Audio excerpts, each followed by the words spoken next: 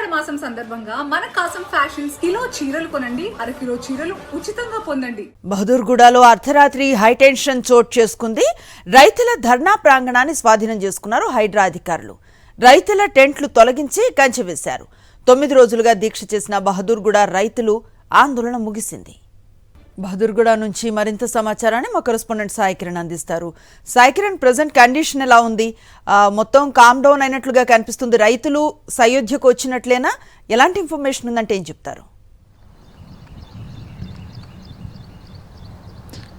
నిన్న మొత్తంగా కూడా బహదూర్గూడలో రణరంగం జరిగింది. సో అదే ప్లేస్లో మనం ఎగ్జాక్ట్గా కూడా ఉన్నాం. ఇక్కడ మనం చూడొచ్చు ఫెన్సింగ్ మొత్తం కూడా పూర్తి చేశారు హైడ్రా అధికారులు. ఇదంతా ఏదైతే ఫెన్సింగ్ వేసినటువంటి ప్రాంతం అంతా కూడా శంషాబాద్ ఎయిర్పోర్ట్కి పక్కనే ఉన్నటువంటి బహదూర్గూడ విలేజ్. ఇది 650 ఎకరాల ప్రభుత్వ స్థలంగా కూడా దీన్ని ప్రభుత్వం గుర్తించింది. అయితే ఇది ఇక్కడ బుల్లెట్ ట్రైన్ రాబోతుంది, దానికి సంబంధించిన టర్మినల్ రాబోతుంది. ఇక్కడ హైదరాబాద్ నుంచి మొత్తం అటు ముంబైకి, చెన్నైకి, బెంగళూరుకి 3 హై స్పీడ్ రైల్స్ రాబోతుంది. మొత్తం దేశంలో 7 హై స్పీడ్ రైల్స్ ప్రాజెక్ట్స్ రాబోతున్నాయి.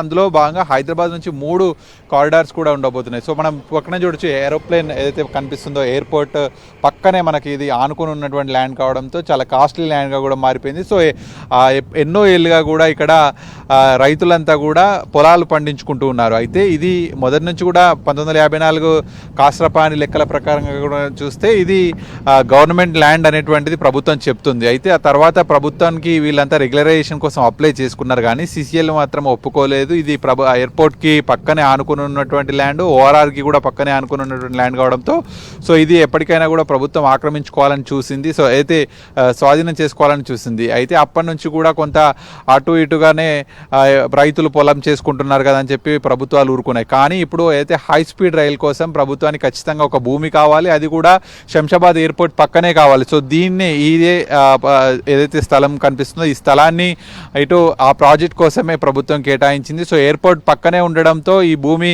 హై స్పీడ్ టర్మినల్ కోసం ఖచ్చితంగా ఇది ఉపయోగపడుతుందని చెప్పి భావించి సో హైడ్రా సహకారంతో రెవెన్యూ అధికారులు నిన్న ఉదయం నుంచి కూడా ఈ ల్యాండ్కి ఫెన్సింగ్ వేస్తున్న పనులన్నీ కూడా చేపట్టారు. సో ఇక్కడే పెద్ద ఎత్తున నిన్న గొడవ జరిగింది.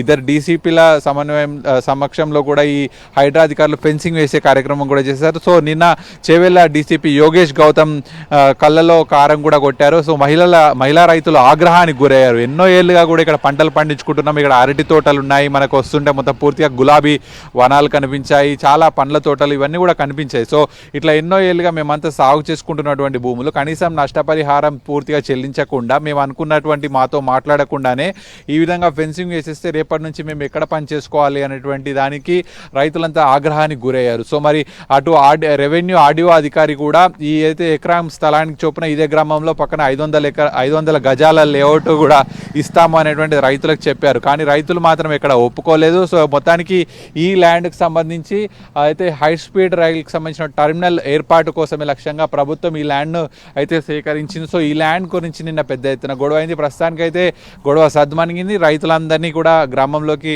తరలించారు. ప్రస్తుతానికి ఫెన్సింగ్ పనులు మాత్రం పూర్తి చేశారు. Anusri, right, thank you Sai Kiran.